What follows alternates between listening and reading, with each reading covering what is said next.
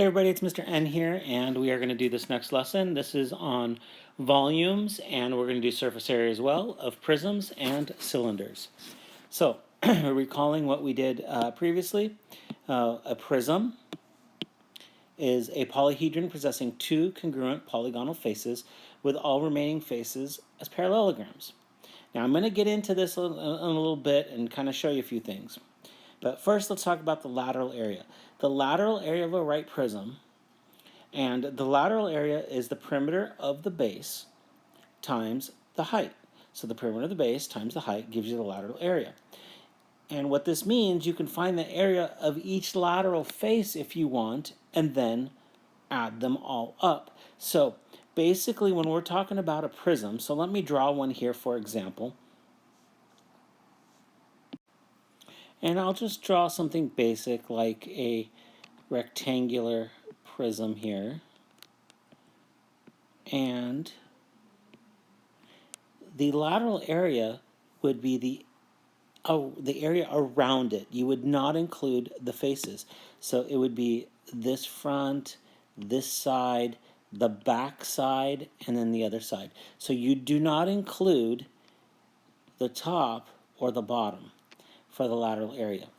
If we wanted the total area, so now some books say total area, but we're going to often say the surface area. So when we say surface area, we're talking about the total area. Then you add these bases back in. So it would be the lateral area, and now we're going to add those bases right back in. So that would be the total surface area, and I'll often just refer to it as the surface area instead of the lateral area. Now the volume would be the area of the base times the height. Now let's examine how this formula works. So just imagine if I just had this piece, and I just kept stacking another piece like this, and another piece like this. So it's like, that's the area of that base, that initial piece I had, and then as I stack them up, whatever height I get as I keep stacking them up, that's the height. So you're just multiplying it by all those that you stacked up. So that's the volume. Okay, so let me just erase this out of here so that you can see that formula a little bit better. All right, so now let's take a look at what we've got here.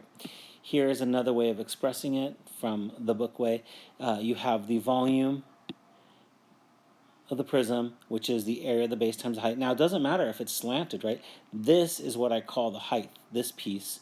So it would be perpendicular from the top all the way perpendicular. So you wouldn't make it diagonal. So that would be that. But we're just going to deal with the right prisms. They won't be slanted. Slanted would be oblique. And we're not going to deal with those. And then the volume is the area of the base times the height. And if the area of the base is length times width, you're just going to say length times width times height. Side times side times side. So that would be a cube. Now, let's talk about a cylinder. So I'm going to move this up, and I'm going to read this definition to you, and just try to follow along because this is kind of confusing. So it says, let C be a curve in a plane and L be a line not in a parallel plane. The set of all lines parallel to L and intersecting C is called a cylinder. C is called the generating curve or directrix of the cylinder, and the parallel lines are called the rulings. Huh. What the? Yeah, that's overly complicated. It's quite a complex definition. But here's what the definition tells us, and this is something that you may not have learned before in grade school or anything when you've dealt with cylinders. This is what you're used to seeing a cylinder as. You are used to seeing a cylinder as this basic shape. It's got that, and it goes like this. And it's like a Coke can, right? And that's the cylinder you're used to seeing.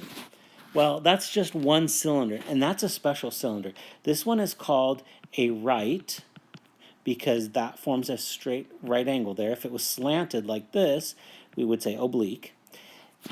Right, circular, and this is circular because the bases are circles. Cylinder. It's a very, very specific kind of cylinder. It falls into this definition, but it's one that you're always used to seeing, and it's only one kind of cylinder. There are many, many other kinds. So let me explain to you what this definition is telling us. This definition is telling us as long as the bases are parallel and the same shape, you got a cylinder, no matter how you connect it. Okay, wait. So if I made a base that looks like this, kind of like a Pac-Man, and then the bottom one looked like that as well, and I connected all this, so this would be like that connected curve. Do you see what I'm doing there? This is that curve. That's a cylinder too. It's like this cylinder, it's got just a piece cut out. Wait a minute. So that would mean if I made a base that was in the shape of a rectangle and the other one that's parallel and the same parallel to it, and then I connected these like this. Oops, if I drew it correctly. Same size, same shape. Wait, and I connected all those. That would be a cylinder too? Yeah, yes, it is. So a prism, because that's what really this is, we've called it a prism. A prism is a cylinder. Look, the top base and the bottom base are the same, and then I'm just connecting them. So here's what this definition is saying again. These parallel lines that come down and connect each part, they're the rulings, and the generating curve is the directrix. So now remember, in math, we always say curve, but a curve could be a straight line. That's okay. It's just a special type of curve. It's straight. So that's how they kind of do it in math. So let's move on to this and take a look. Every single one of these right here is a cylinder. So it's a three-dimensional figure that has two congruent parallel bases. Okay, so wait a minute. Take a look. Here's the top base. The bottom base right here looks the same, and I connect it. That's a cylinder. Here's the base. The back side is the other base. Front base, back base. I connect them with the rulings. That's a cylinder. Here's the base. The back side's the base. I connect it. That's a cylinder. Here's this one. The back is the base that looks exactly like the front. I connect it. That's a cylinder too. This is the one that we are always accustomed to, and this is a right circular cylinder. Now, I want you to understand that all of these can be cylinders. Every single one of these is a cylinder. But we are just going to focus on this one in this course. We are not going to do all the other ones because we could develop easy formulas for this. But I want you to understand that every one of these up here are cylinders. So don't just think a cylinder is only this particular shape. This is a special cylinder, but all of these are cylinders as well. But luckily for this class, we are only going to focus on right circular cylinders. So here's what the lateral area and total area would be, total surface area of a right circular cylinder. The lateral area is going around it, okay? So it's this around it, and that's 2 pi RH. Okay, we're not adding in the bases. Remember, for lateral area, we never add the bases. So imagine I took this Coke can, right, because it's a right circular cylinder, and I sliced it right there. And I open that piece up. I unfold it, right? Let me first try to draw this for you without unfolding it. And so I would get, say, this piece right here. I cut it right here. I would get kind of like this kind of tin canish shape type thing. And now remember, it's very thin, right? It's very thin. I just sliced it. It's hollow. So I'm going to unfold that, and I get this. Well, this going around right here is the circumference of the circle, which is 2 pi r. This is the height, so that means this lateral area would be 2 pi RH. So that's where we get that formula. Just imagine again, I slice it, and that's what we end up with. Now, the total surface area would be this lateral area right here, and then I just add back in the two bases, the top base and the bottom base. So this is the total surface area. Remember, I'm always going to say surface. Most books will also say surface as well. So it's 2 times the base plus 2 pi RH. You can also try to play around with the formula and get this, but that's fine. Now, Cavalieri, a famous scientist and mathematician, came around and said, look, you could use this as long as it's got a circular base. This volume formula right here, which is pi r squared h. And how do we get that? Well, now we have the area of the circle and multiply it by the height. Okay, this formula works for any kind of cylinder. I can have for any kind of circular cylinder. I can have it be oblique. So imagine do you guys even still know what CDs are? They probably should have said DVDs, because I mean, do you even know what a DVD is? But in any case, suppose I take these coasters and I stack them up, right? Even if I tilted it, it's the same amount. The volume that I have here, the amount in here, will be the same as the amount in here, even though it's tilted and slanted. That's Cavalieri's principle. I always in class show you, I just take a book, and the book doesn't change its volume, right? And the book typically resembles a prism. It'll look like this, right? A nice book. And geometry here, geo. And if I tilt the book like this, I haven't changed the amount of pages in there or anything. It has the same volume, it's just tilted. That's Cavalieri's principle. So the volume will always stay the same whether it's a right circular cylinder or oblique. Now, these cylinders up here are completely different. Each of these would have some funky formula. We're not even going to cover it. Like I said, we are only dealing with right circular cylinders. Or oblique for volume. We could do oblique on volume ones. Okay, now one last, another thing I want to cover here is the density is the mass over the volume. We've talked about this before, but again, it shows up in your homework, so just make sure you know that the density of something is the mass over the volume. And then moving on to the next thing, similar solids, and we've kind of talked about this as well. If you have similar shapes and they have a ratio of A to B, that means the area of these similar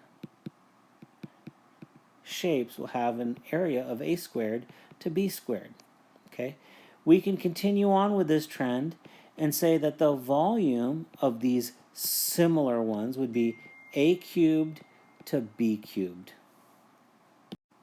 And because of that, we could say that the scale factor K, right here, if we had a scale factor of K for two similar shapes, the area scale factor would be K squared, and the volume scale factor would be K cubed. All right? So let's do some problems and see how these are done. So let's turn to page 337 in that student journal. I'm going to do some examples. Okay, so for this first one, it says find the volume of the prism. So let's go ahead and do this. And the volume here would be the area of the base, right here, and these are the bases, times this height. So let's take a look what we have. We have a volume is the area of the base times the height, and this base is a triangle, and the triangle is going to be 1/2. The base of this triangle is 3. The height of this triangle is 1.5 times this height of the prism, which is 5. So the volume will end up being 11.25, doing this on my calculator, cubic centimeters. All right, you know what, let's do something on this first one. Let's find the total surface area, just so that we could do a problem like this. So the total surface area, the volume's kind of easy. It's the surface areas that are harder on these questions. So let's look at the total surface area. The total area is going to be the area of the base, so 2 of them, plus the lateral area, right? So the area of the base here is pretty easy. The area of this base, let's find the area of the base, and that's going to be this front triangle and the back triangle. So this front triangle is 1/2 times the base, which is 3, times its height, which is 1.5, which gives me 2.25, and now I have 2 of those, and I'll put that in the formula in a minute. The lateral area is going to be each of these. So you could say the perimeter of the base, right? Since this is regular, times the height. Well, the perimeter of the base, I know that this piece is 3. I know the height is 1.5. I need to find out what these two sides are over here. So let's take a look. If I know, oops, I wanted to do this as a right triangle, so let's fix that. I know that this is 1.5. I know that this is 1.5, right? Because it's 3 all the way across. And so I can find this piece right here by using the Pythagorean theorem. So that'll be 1.5 squared plus 1.5 squared. Square root of that is this x piece. So x will be 2.12. So I've got this triangle, the perimeter of the base is going to be 2.12, 2.12, and then this is 3. So the perimeter of the base times its height, which is 5. So let's go ahead and work that out. The perimeter of the base is going to be, so the perimeter times the height. So that's going to be 2.12 plus 2.12 plus 3 times 5. And that will give me 36.2. So now we've got our total area is going to be our lateral area. So this was our lateral area, which was 36.2 plus 2 times 2.25. And let's work this out and get an answer right here for you guys. And that would come out to be 40.7 square centimeters. All right, let's take a look at this next one here. And this time, we are just going to find the volume of this. And they gave us the area of the base. Remember, the volume is the area of the base. Oops, that's a B. Times its height. So the volume is going to be 10 times the 4.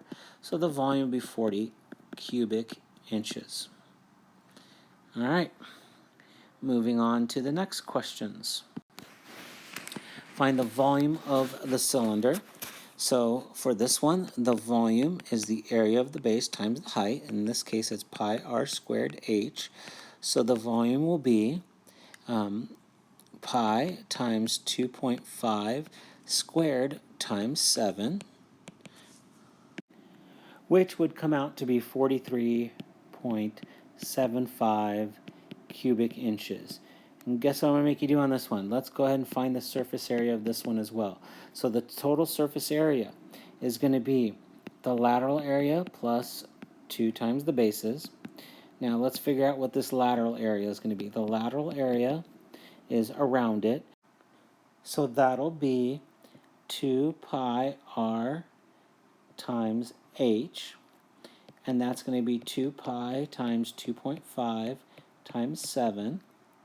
So that would give me a lateral area of 35 pi. All right, so then we need the area of the base. And the area of the base is pi r squared. And that would be 2.5 squared times pi, which would be 6.25 pi. So our total surface area is our lateral area, which is 35 pi, plus 2 of these 6.25 pi's, which would give me a total of 47.5 pi square inches. All right. For number 4, let's go ahead and we're going to find the volume on this one. So the volume is going to be the area of the base times the height, pi r squared h, and this would be pi times 2 squared times 11. So the volume would be 4 times 11, so that's 44 pi, and that'd be cubic centimeters. All right, and we're not going to do surface area on obliques. It's a lot harder, so we will forego that. Okay, let's move on to number 5. We've got a few more problems here. The height of a cylinder with a base radius 8 and a volume of 2010 cubic inches. We need to find the height, okay? So these are going to be right circular cylinders. So that means our volume will be pi r squared h. And they tell me that that volume is 2010, so pi, and then the radius is 8 squared times the height. So now we can go ahead and solve this. This will be 2010 divided by 64 pi, and that's what h is. Let's go ahead and finish this off. And I will get approximately, it'd be 9.997, or if you use 2.14, we're just going to say approximately 10.0 inches. All right, let's move on to the next one. The area of the base of a pentagonal prism with a volume of 50 and a height of 7.5. Okay, since this is pentagonal, it's going to have that sort of look to it, like that, right? Excuse my drawing. But we need the area of this base, and we know the volume. The volume, remember, is the area of the base times its height. So they tell me that we need the area of the base, actually, and they tell me the volume is 50, and they tell me that the height is 7.5. So we can go ahead and solve for this. So that's just 50 divided by the 7.5, and that'll give me 6.67 square centimeters. All right, moving on. Let's take a look what we got. Find the missing dimension of the prism or the cylinder. Okay, so for this first one, they gave me the volume. We know it's going to be 18 times y times 3.5, and we know the volume is 661.5 equals 18y times 3.5. So 18 times the 3.5 comes out to be 63, so 63y equals 661.5. So 661.5, doing it on my calculator, divided by the 63, gives me 10.5 for y. And the final problem over here. Okay, we've got our volume, and that's pi r squared h, right? And they want to know this, which they're calling the radius, which is p in this case, and that's just p is our radius. That's kind of odd. So 75.36 equals pi times p squared times our height is 6. So let's work this out. We're going to say 75.36 divided by 6 pi, and that's going to be our p squared. And using 3.14 for pi, I will get 4 equals p squared. So p is going to be 2. All right, there you go. Cylinders, surface area, volumes, prisms. Remember all those things that cylinders can be, but we're just going to focus on right circular cylinders. So hopefully this lesson is not too bad. The volume shouldn't be bad. It's finding surface area that sometimes you guys struggle a little bit with. So make sure we practice those. All right, thanks for watching. Hit that like button, and I'll see you in the next video.